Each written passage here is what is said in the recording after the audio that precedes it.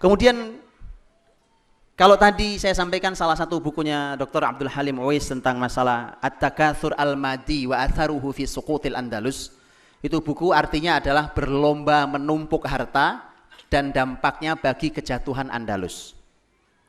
Itu selalu poin nomor 2. Itulah mengapa Nabi SAW dalam hadis yang sahih riwayatkan Bukhari dan Muslim, Nabi bersumpah, wallahi mal faqru akhsha alaikum walakin akhsha an tubsata alaikumud dunya fatanafasuha kama tanafasa man kana qablakum fatuhlikukum kama ahlakathum. Nabi SAW mengatakan, demi Allah saya tidak takut kalau kalian miskin di hadapan sahabat.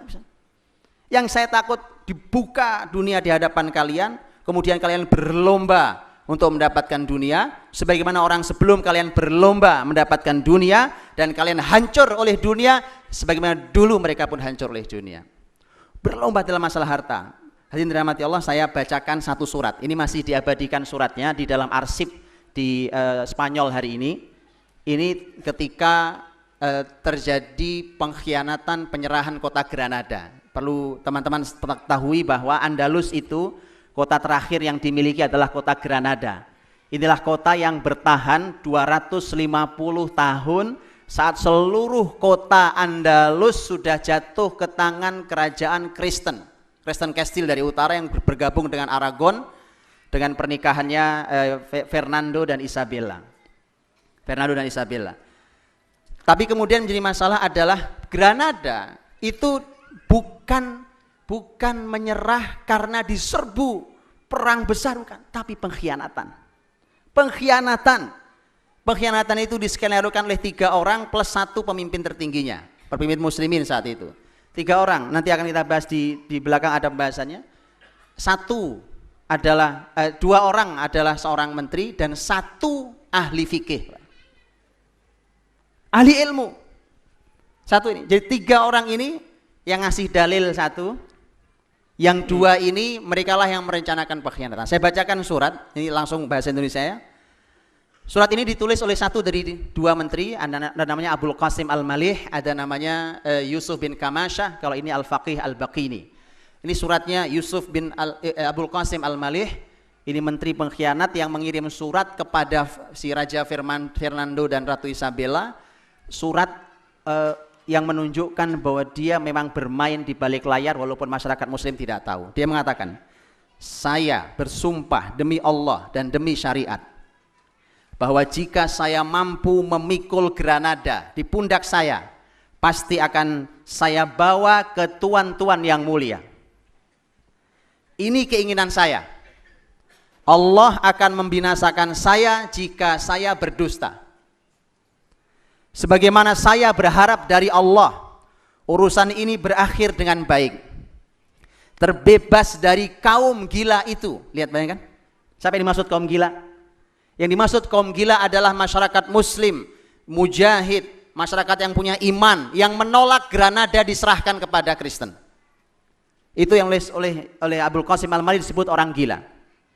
Dan saya berharap Anda yakin bahwa saya adalah pembantu mulia yang tulus untuk tuan-tuan terhormat. Tapi sayangnya pemahaman penduduk kota ini belum matang dan belum terbuka. Kalimat itu diulangi hari ini. Jadi bagi muslim yang mempertahankan imannya dianggap tidak terbuka.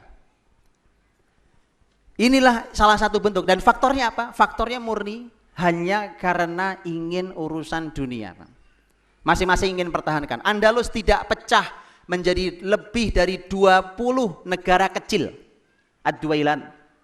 20 negara kecil, kecuali karena muncul raja-raja kecil yang masing-masing ambisi kekuasaan dan dunia masing-masing. Begitu pula, Anda bisa lihat hari ini, asal setiap orang punya ambisi dengan dunia, pasti kita pecah, Pak. Ini yang Umar nangis radhiyallahu anhu. Umar ketika penaklukan Persia dan Romawi, kemudian Umar radhiyallahu anhu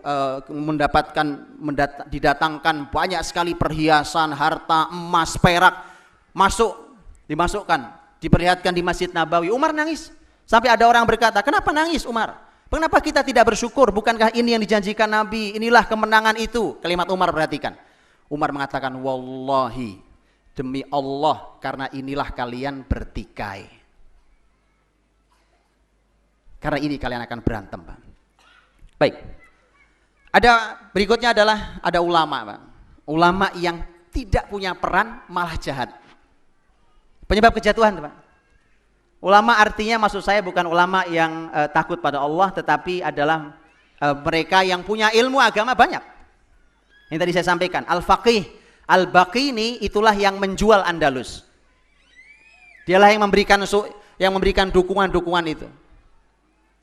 Jadi jangan dipikir tadi bahwa betul seperti disampaikan oleh Ustaz Dahlan tentang bagaimana yang ahli ilmu pun terancam neraka, Pak. Ketika tadi masalah keikhlasan. Dan bukan hanya itu, akhirnya para ulama, para ahli ilmu itu tidak memainkan perannya yang besar. Saya bacakan kalimatnya Imam Ibnu Hazm rahimahullah ta'ala. Imam Ibnu Hazm rahimahullah ta'ala itu hadir di kebangkitan Andalus kedua. Karena Andalus itu saya sebut bangkit dua kali. Yang pertama waktu Tariq bin Ziyad masuk, itu pertama, itu sekitar tahun 100. Kemudian Islam besar sampai 400 tahun kurang lebih. Kemudian jatuh, Andalus jatuh, muslimin pecah, tadinya bersatu menjadi lebih dari 20 negara. Setelah itulah itu jatuh.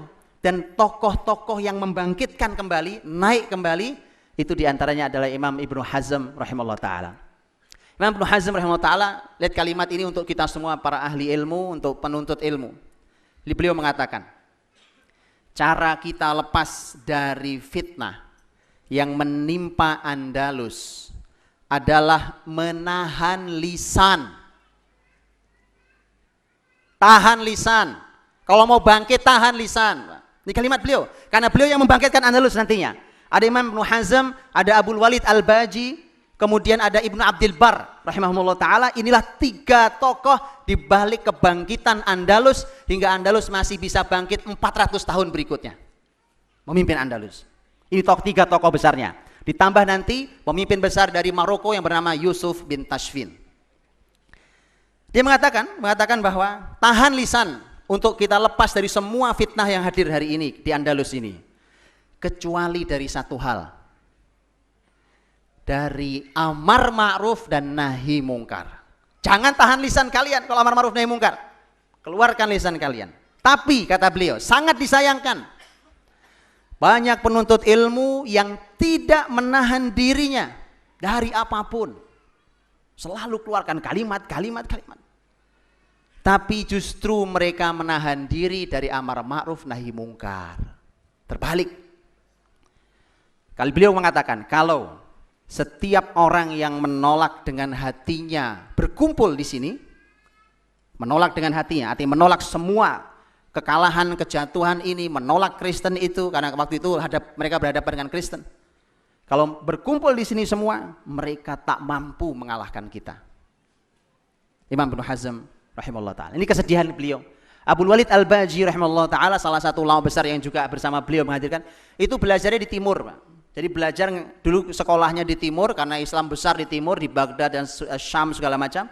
Kemudian beliau pulang ke Andalus kaget, negerinya berantakan, kacau.